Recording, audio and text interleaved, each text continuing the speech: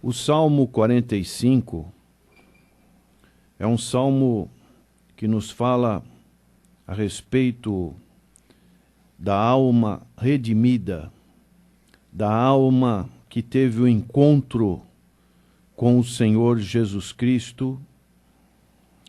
Nos fala de uma descrição profética da união entre o Senhor Jesus Cristo e a sua igreja.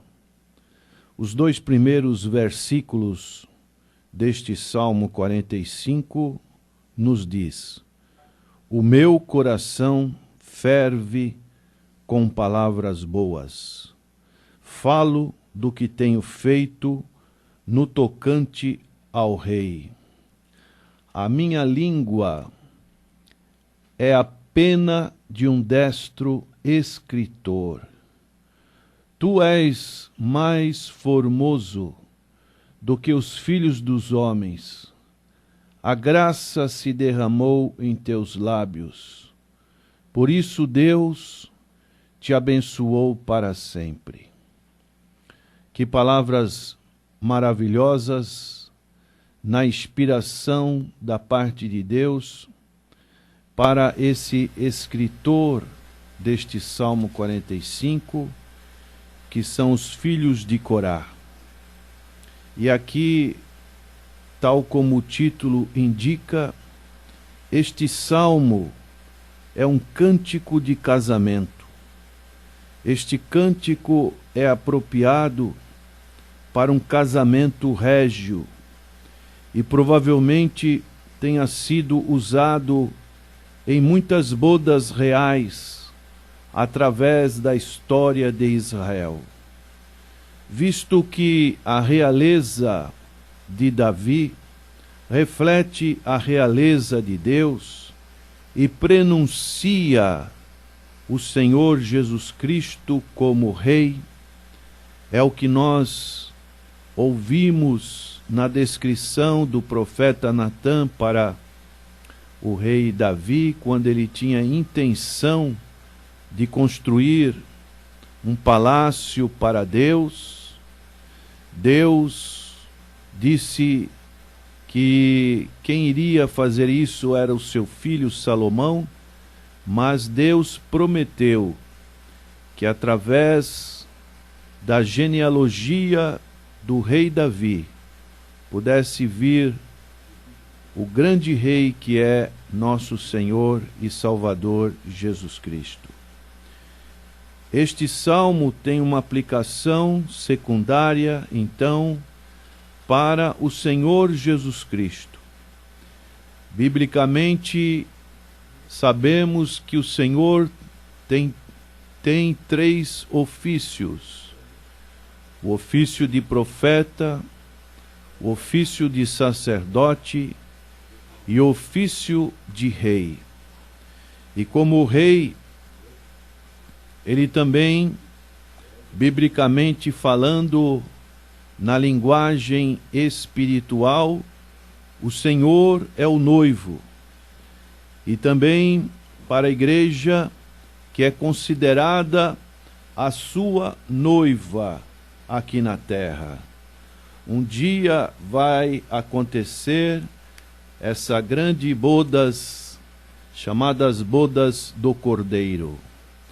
O apóstolo Paulo, falando a respeito disso, aos Efésios capítulo 5, verso 25, ele diz: vós, maridos, amai vossas mulheres, como também Cristo amou a igreja, e a si mesmo se entregou por ela, para a santificar, purificando-a com a lavagem da água pela palavra, para apresentar a si mesmo igreja gloriosa, sem mácula, nem ruga, nem coisa semelhante, mas santa e irrepreensível. Então o apóstolo Paulo faz essa analogia do Senhor Jesus Cristo, da maneira que ele amou a sua igreja, da maneira que Ele a santifica e purifica pela palavra e pela ação poderosa do Espírito Santo de Deus. E ele faz essa analogia mostrando para com os cônjuges como devem amar-se mutuamente. Assim devem os maridos amar as suas próprias mulheres como a seus próprios corpos. Quem ama a sua mulher, ama-se a si mesmo, porque nunca ninguém aborreceu a sua própria carne. Antes a alimenta e sustenta, como também o Senhor a igreja. Novamente, ele volta a usar a analogia, a comparação do Senhor com a igreja, porque somos membros do seu corpo. Por isso deixará o homem seu pai e sua mãe, e se unirá à sua mulher, e serão os dois numa carne. E o apóstolo Paulo conclui dizendo: grande é este mistério. Digo, porém, a respeito de Cristo e da igreja. Então, há um povo que tem testemunhado sua relação de amor com o Senhor. E como está essa relação neste dia?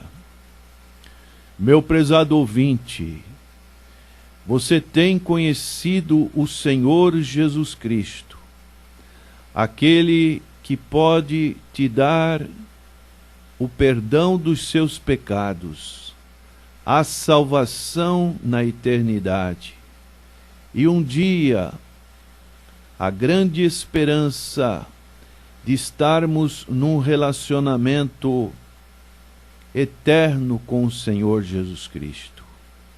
Esta palavra é para você que tem já conhecido o Senhor Jesus Cristo. Mas a pergunta que o Espírito Santo de Deus faz: como está o seu relacionamento?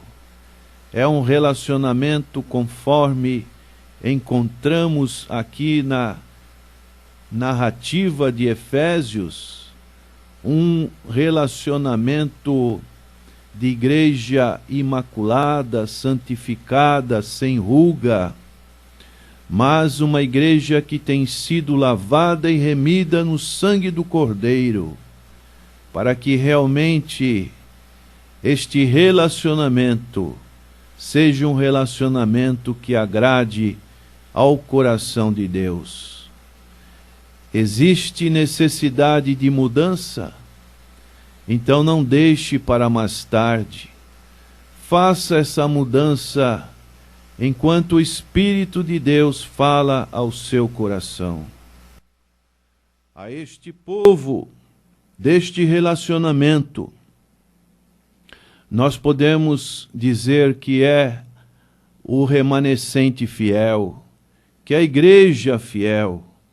Por isso o salmista dizia neste Salmo 45, no seu verso 1, o meu coração ferve. Como está o seu coração? Ele está sendo aquecido? Ele realmente tem encontrado uma disposição real, absoluta de você estar na presença de Deus? Estava vindo em direção a esse estúdio e ouvindo um pregador falar a respeito de cultuar a Deus. E ele falava palavras realmente reais, dentro do contexto que nós estamos vivendo. Quando se fala em prestar um culto a Deus, muitos não aceitam esse convite. Mas quando se fala em prestar um culto a Deus, porque vai vir um grande pregador, ou vai vir um grande cantor gospel, aí as pessoas, as multidões, chegam para cultuar a Deus. Há necessidade do culto a Deus ser um culto que tem que ter a presença de um grande e poderoso homem. Não mais se cultua simplesmente a Deus, mas há necessidade de que tenha uma outra correspondência de alguma coisa humana para que realmente as pessoas busquem a cultuar a Deus. Qual é a regularidade do seu culto a Deus? Quanta preguiça para cultuar a Deus. Muitos cultuam a Deus apenas aos domingos de manhã ou à noite. Outros cultuam a Deus apenas no culto de Santa Ceia, porque parece que é uma cobrança maior. E aí deveria ser uma igreja fiel.